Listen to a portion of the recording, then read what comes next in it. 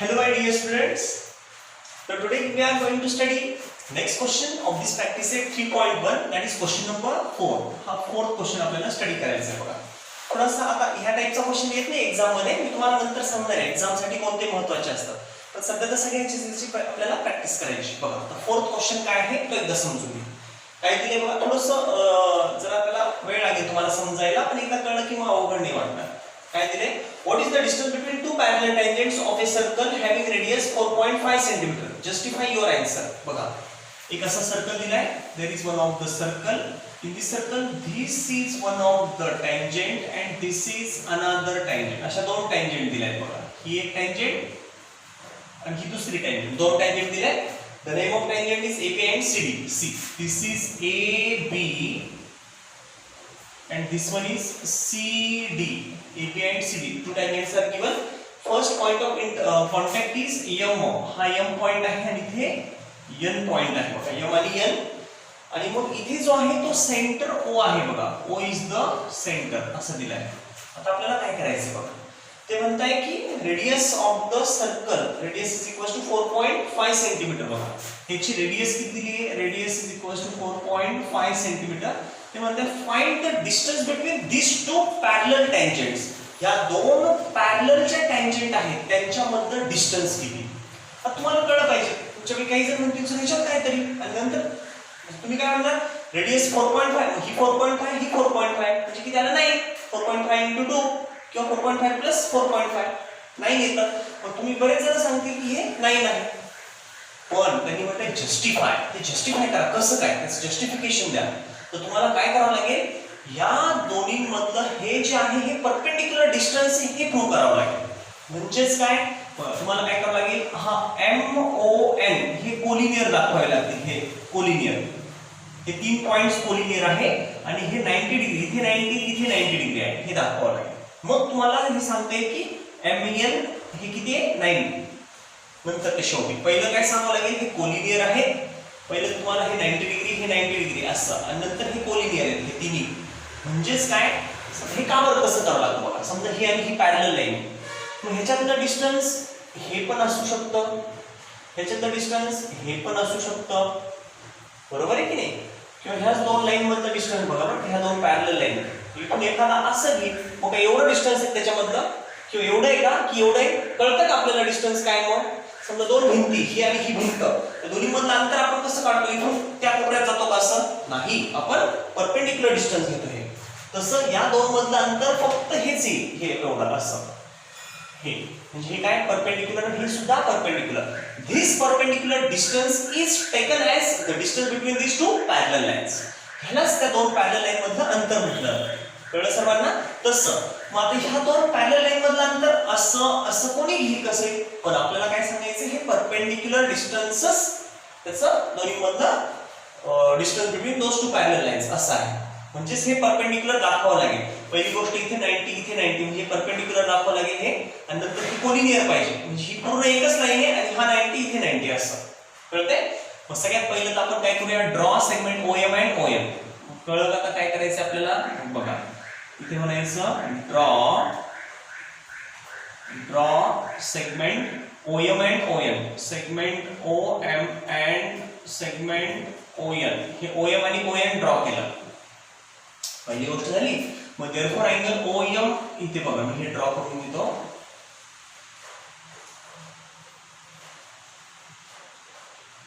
OM draw केली, ON draw केली, झालं.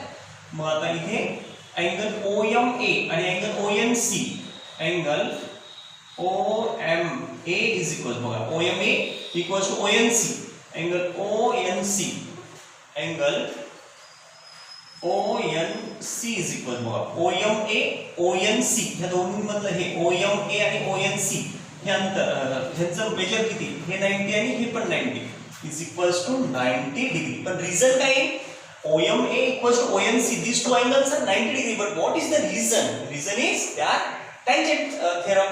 By tangent theorem, those two angles are right angle. म्हणजे ही radius tangent. मग रेडियस एखादी असेल आणि एखादी टँजेंट असेल, तर त्या दोन्ही मधला अँगल किती असतो, 90 डिग्री. कोण सांगतं, टँजेंट थेरम. इथे 90 आलं, त्याला रिझन द्यायचं, हे रिझन विसरायचं नाही. इथे म्हणायचं टँजेंट थेरम. टँजेंट थिअरमने तो अँगल 90 आला. आता क्लिअर झालं. आता बघा बरं का, इथे आपल्याला आता हे कोलिनियर दाखवण्यासाठी काय करावं लागेल लक्षात घ्या. त्यांना जर कोलिनियर दाखवायचं ह्या पॉइंट्सना तर काय करावं लागेल, इथे अशी ड्रॉ करावं लागेल लाईन, आणि हा अँगल आणि हा अँगल, हे दोन अँगल बघा. इथे बघा मी असं ड्रॉ करतो. ही कशी लाईन ड्रॉ केली,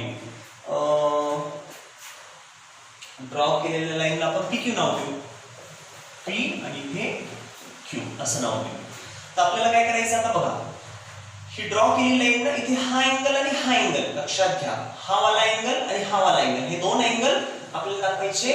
दे आर सप्लिमेंटरी, म्हणजे ह्याचं आणि ह्याचं मेजर दोघांची ऍडिशन 180. बघा कसं, इथे जर समजा असं असेल, हा अँगल आणि हा अँगल जर 90 डिग्री जे काय आलं, समजा हे दोन्ही जर दोघांची ऍडिशन 180 आली, 180 म्हटल्यावर हा अँगल आणि हा अँगल, हे जर 180 येत असेल तर ही काय झाली, लिनियर पेअर. ही जोडी काय झाली, लिनियर पेअर बनली पाहिजे. म्हणजे हे जर दोघांची ऍडिशन 180 आली, 180 म्हणजे सप्लिमेंटरी जर आले हे दोघं सप्लिमेंटरी, तर त्यावेळेस काय घडतं बघा. असं तुम्ही विचार करा पहिला, समजा असं असेल, इथे असं हा एक अँगल आहे आणि हा एक अँगल, ह्या दोघांची ऍडिशन किती आली, समजा 180 आली, तर त्याचा हा अँगल आणि प्लस हा अँगल दोघं मिळून 180 येतात. म्हणजे त्याचा हा आणि हा रे काय असतो, ऑपोजिट रे, म्हणजे ते कोलिनियर झाले. तसंच इथे सांगायचं, हा 90 येणार. जर 90 आले म्हणजे 180 आले. 180 आलं म्हणजेच काय, जर हे 180 आलं दोन्ही मिळून, तर इकडे हे कोणती जोडी झाली, लिनियर पेअर. आणि जर ही लिनियर पेअर असेल तर लिनियर पेअर मधली एक असा असतो, पण दुसरं हे आणि हे असं एकाच रेषेत असं जातं. ऑपोजिट रे असतात ते, ऑपोजिट. म्हणजे ऑपोजिट रेज काय असतात, कोलिनियर. म्हणजे आपल्याला हे कोलिनियर दाखवतंय. कळलं? म्हणजे आपलं काम काय, आता आपल्याला हे काय दाखवायचं, लिनियर पेअर दाखवायचं. एवढंच आपलं काम आहे. मग आता बघा, टँजेंट थिअरम झाला. आता इथे म्हणायचं draw PQ parallel to AB. Draw बघा, draw PQ parallel to AB. बघा बरं, PQ कोणाला पॅरलल, AB ला दाखवली. बरोबर आहे. मग PQ पॅरलल टू AB इथे म्हटलं आपण ड्रॉ कन्स्ट्रक्शन केलंय. मग जर PQ पॅरलल AB ला, but AB parallel to CD, बघा हिला पॅरलल काढली, तर ही ऑलरेडी हिला पॅरलल आहे, म्हणजे तिने एकमेकींना पॅरलल. मग पहिलं सांगा, but AB parallel to CD, but AB parallel to CD. बघा PQ AB ला पॅरलल, AB CD ला, म्हणजे तिघी एकमेकींना. देअरफॉर PQ, बघा ही PQ काय, parallel to AB parallel to CD. PQ parallel to AB parallel to CD. कळलं कसं घ्या ना. हे तिन्ही आता काय झाल्या, पॅरलल झाल्या. ठीक आहे. आता बघा बरं का, आता AB parallel to PQ and this MO is the transversal. मग जर ही AMO आणि POM हे दोन अँगल काय येतील, करेक्ट, इंटेरियर अँगल्स. बरोबर आहे. आता इथे आपण डायरेक्टली म्हणू AMO plus POM is equals to 180 degree. मग इथे सांगायचं, हिअर इथे angle AMO plus POM, angle AMO plus angle PMO लक्षात घ्या. Sorry, POM. बरोबर. हे कोणतं अँगल तुम्हाला कळतंय का, POM. AMO कोणता, AMO हा वाला, आणि POM हा वाला, हा POM. मग AMO आणि POM ह्या दोघांची ऍडिशन किती आहे, 180 डिग्री. का बरं, हे दोघं कोणते, इंटेरियर अँगल्स. बरोबर आहे. इथे सांगायचं इंटेरियर अँगल्स. कोणत्या अँगल्स हे, ह्याला म्हणायचं त्या इंटेरियर अँगल्स. हे इंटेरियर अँगल्स म्हणून त्यांची ऍडिशन 180. हे दोघं 180 का आले, इंटेरियर. मग त्यातला हा 90 म्हणजे हा उरलेला सुद्धा 90 आहे. बघा ना, हे इंटेरियर अँगल्स आहेत दोघं. इंटेरियर अँगल काय असतात, सप्लिमेंटरी, म्हणजे ह्या दोघांचं 180. मग त्यातला आता AMO बघा, but AMO, but this AMO is equals to काय बघा, but AMO is equals to, लक्षात घ्या, but angle AMO is equals to 90 degree. बघा बरं, AMO किती आहे, हा AMO हा किती आहे, 90 डिग्री. मग हा जर 90 डिग्री असेल AMO हा किती आहे, 90 डिग्री. जर हा 90 असेल तर हा उरलेला सुद्धा 90, कारण दोघांची ऍडिशन 180. मग 90 केला म्हणजे हा उरलेला 90. हे बघा, इथे 90 टाकलं तर हा POM काय येईल, बघा इथे 90 झाला AMO, हा AMO 90 plus POM, angle POM आणि इज इक्वल्स टू काय, 90 degree. Sorry, is equals to 180. हे काय, इज इक्वल्स टू 180. तर इथे घ्या इज इक्वल्स टू 180 डिग्री. त्याच्यातून ह्याला मायनस करा, therefore angle POM is equals to 180 minus 90 म्हणजे उरलं किती 90 डिग्री. हा झाला POM. बघा बरं कोणता आहे POM हा किती आलाय 90 डिग्री आलाय. ओके. तसं similarly we can do this CNO also PON also 90 degree. Similarly त्याचप्रमाणे हे काय परत प्रूव्ह करायची गरज आहे का? एक तुम्ही 90 दाखवा म्हणजे उरलेलं तसंच येणार आहे. मग इथं म्हणायचं सिमिलरली अँगल कोणता PON angle PON is equals to 90 degree. हा 90 हा सुद्धा 90. आता बघा therefore angle POM and angle PON are supplementary. ते काय झाले therefore angle POM पहिला POM and angle PON हे दोन अँगल हा वाला आणि हा वाला त्या दोघांचे ऍडिशन आर सप्लिमेंटरी. ते कसे आहे आर ऍडजसंट. पहिलं तर ते ऍडजसंट आहे शेजारी दोघं नेबरहुड. कसे ते नेबरहुड अँगल्स शेजारी या ऍडजसंट म्हणजे नेबरहुड आहेत शेजारी आहेत and supplementary. Adjacent and supplementary पण आहेत. ते दोन गोष्टी त्यांनी एकाच वेळेस केल्या. शेजारी पण आहेत बिचारे शेजारी पण आहेत आणि दोघं सप्लिमेंटरी पण आहेत एकमेकांना. कळते का? शेजारी राहत आहेत आणि एकमेकांचे शत्रू आहेत. काय कामाचे ते शेजारी? ह्यांचं तसं नाही. ते शेजारी पण आहेत आणि प्लस सप्लिमेंटरी पण आहेत म्हणजे एकमेकांना पूरक आहेत. दोघांची ऍडिशन केली तर 180 येते. म्हणजे चांगले लोक आहेत दोन्ही पण बघा. म्हणजे हा आणि हा ऍडजसंट पण आहे आणि सप्लिमेंटरी आहे. म्हणून आपण म्हणायचं ते कसे आहेत लिनियर पेअर मध्ये आहेत. Therefore angle PON angle POM and angle PON are in linear pair. ते कशामध्ये आले लिनियर पेअर मध्ये आले. They are in linear pair. हे कशामध्ये ते लिनियर पेअर मध्ये. मग आता काय जर ते लिनियर पेअर मध्ये आहे therefore OM and ON are opposite rays. कळतंय? लिनियर पेअर म्हणजे बघा अशी लिनियर पेअर आता दाखवलं मी तुम्हाला असं ही लिनियर पेअर ही आणि ही जोडी. त्यातला हा एक झाला अँगल असा अँगल आहे पहिला बघा. हा अँगल एक आणि हा दुसरा अँगल.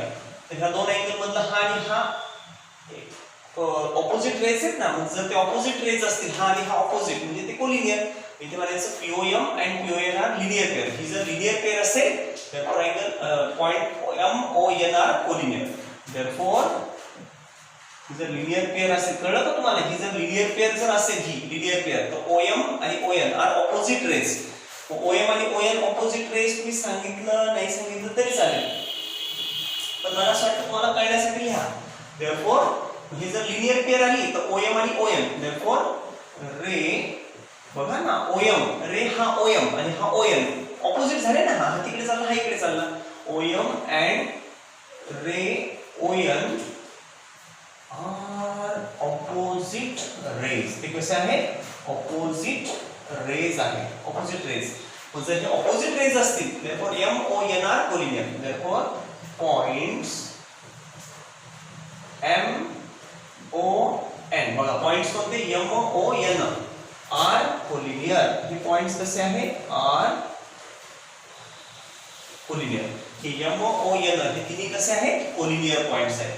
आणि जर MON हे तिन्ही जर कोलिनियर असतील therefore मग आता काय ते तिन्ही कोलिनियर असेल म्हणजे MN एकच लाईन झाली. मग त्यातला MN कशी काढणार therefore MN ही MN कशी काढणार बघा. MN टोटल म्हणजे twice of MO. Twice of MO म्हणजे हिची दुप्पट केली की ही मिळते MN. आता ट्वाइस ऑफ MO किती आहे ट्वाइस ऑफ MO म्हणजे रेडियस. ट्वाइस ऑफ इथे असं घ्या फार झालं तर ट्वाइस ऑफ MO म्हणजेच रेडियस. पण ट्वाइस ऑफ रेडियस काय 2 into रेडियस किती 4.5. रेडियस टाकू द्या 4.5 4.52 जा किती आलं 9. 4.5 सेंटीमीटर म्हणजे 9 सेंटीमीटर. मग आपल्याला मिळालं MN is equals to 9 centimetre. कळलं का? मग काय टू फाइंड करायचं तर MN 9. हे MN जर 9 therefore distance between AB and CD is 9 centimetre. that is इथे म्हणा that is distance between हे तुम्हाला एक्झाम मध्ये लिहायची गरज नाही. डिस्टन्स बिटवीन कोणती AB and CD is 9 centimetre. यांच्या नंतर 9 सेंटीमीटर. कळलं का तुम्हाला? हे परफेक्ट लक्षात बसलंय. व्यवस्थित समजून घ्या तरच त्याची लिंक लागेल तुम्हाला.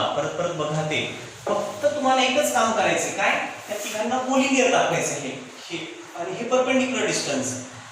मग त्यासाठी काय केलं, हा अँगल दाखवला आपण, ही लिनियर पेअर, ही जोडी अशी, ही आणि हे मिळून लिनियर पेअर.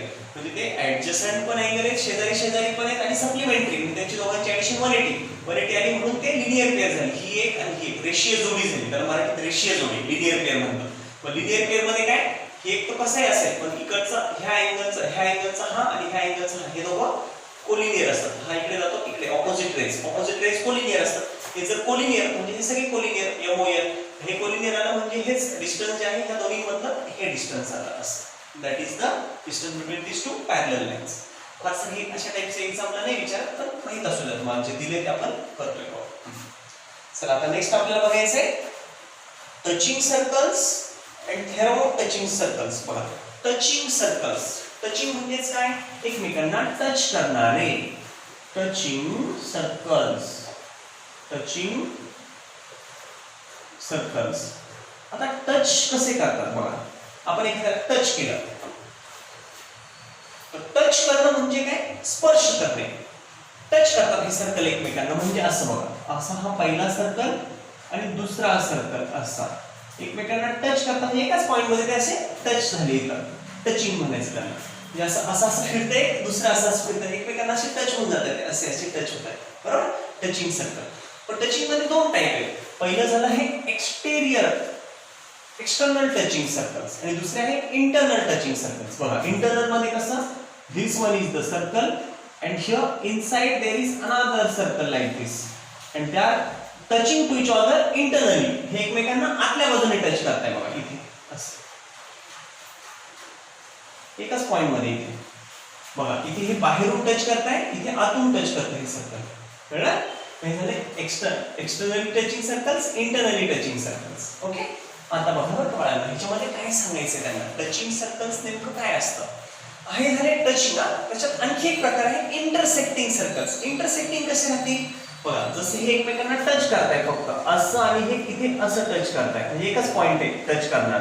पण जर हे circle, if we want to be intersecting circles, then what will happen, see, this circle will be drawn like this. See, first is like this and second like this. That means this is first circle, this one is second circle and they are intersecting. Intersect means the point common between those two circles are 2 points. See, first point this one common, second this one common. If 2 points are in common, then they are intersecting circles.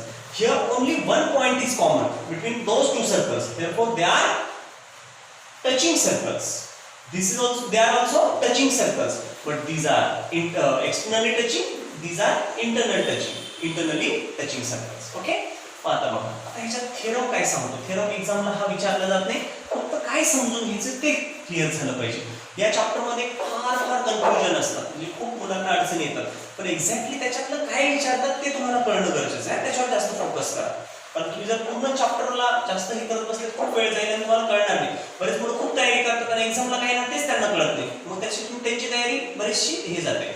तसं नाही झालं पाहिजे. तुम्हाला हे तर knowledge आलंच पाहिजे, plus exam point of व्ह्यूने पण त्याच्याकडे बघायचं याच्यात काय काय विचारतात. तर बघा इथे तुम्हाला हे कळलं पाहिजे, याच्यामध्ये धिस सेंटर आणि this is another centre, there are 2 centres. मग हे 2 सेंटर आणि हा याला म्हणतात पॉइंट ऑफ कॉन्टॅक्ट. जिथे ते स्पर्श झाले त्याला म्हणायचं पॉइंट ऑफ कॉन्टॅक्ट. बघा इथे टचिंग आहे, सॉरी इंटरसेक्टिंग, हे जाऊ द्या, इथे हे टच झाले. This point is called point of contact between this 2 circles. This is also point of contact. हा पण काय आहे, पॉइंट ऑफ कॉन्टॅक्ट आहे. इथे पॉइंट ऑफ कॉन्टॅक्ट दोघांचा, हा इथे दोघांचा पॉइंट ऑफ कॉन्टॅक्ट. कळलं. मग आता बघा काय सांगतो theorem, the centres and point of contact are collinear. ते कसे असतात, कोलिनियर असतात. म्हणजेच काय, हा सेंटर असतील हे 2, सेंटर आणि पॉइंट ऑफ कॉन्टॅक्ट हे तिन्ही पण पॉइंट्स कसे असतात, कोलिनियर. समजा हा असेल A, हा असेल B आणि इथे असेल सपोज हा P, तर A dash P dash B. म्हणजेच बघा A dash P dash B, याचा अर्थ काय होतो, A P B, A नंतर P येतो नंतर B, हे तिन्ही कोलिनियर आहेत. हे काय सांगतं, हे थेरम. कोणतं theorem, theorem of touching circles. त्यांनाच आपण टचिंग सर्कलला टँजेंट सर्कल पण म्हणतो, कारण टँजेंट पण अशीच करते बघा. हा सर्कल ही टँजेंट एकाच पॉइंट मध्ये टच करते म्हणून ते टँजेंट झाली. तसं हे एकाच पॉइंट मध्ये दोघे एकमेकांना टच करतात म्हणून हे टँजेंट सर्कल्स. टचिंग सर्कल म्हणा किंवा tangent circle, both are same. आता बघा जसं हे एपीबी तसं आता इथे बघा this is point A, this is B, A आणि बी काय झाले centre and this is P. मग बघा A B and P these are collinear, हे असे कोलिनियर झाले बघा A B P see A B P. इथे असं दाखवायचं A dash B dash P, A dash B dash P. कळतंय का बघा A dash P dash B A P B, तसं इथे A B P A B P A dash B dash P हे collinear, हे सुद्धा कोलिनियर ए B P. येते का लक्षात काही अडचण याच्यामध्ये. हे काय कोण सांगतं टचिंग सर्कल्स. कोण सांगते टचिंग सर्कल्स. पॉइंट्स सेंटर्स आणि पॉइंट ऑफ कॉन्टॅक्ट. सेंटर्स हे दोन सेंटर आणि point of contact are collinear. इथं फक्त लक्षात घ्या दोन सेंटरच्या मध्ये पॉइंट आला, इथे दोन सेंटरच्या पलीकडे पॉइंट आला, कळलं टचिंग सर्कल. हेच तुम्हाला सांगायचं. आता ज्या वेळेस अशी टचिंग सर्कल येते त्यावेळेस तुम्हाला फक्त काय सांगायचं थेरम ऑफ बाय थेरम. तर त्या थेरम आता मी सांगतो तुम्हाला पुढे कसं सोडवायचे त्याचे क्वेश्चन. कळलं सर्वांना. चला पटपट कॉपी करून घ्या बाळांनो. Okay thank you students.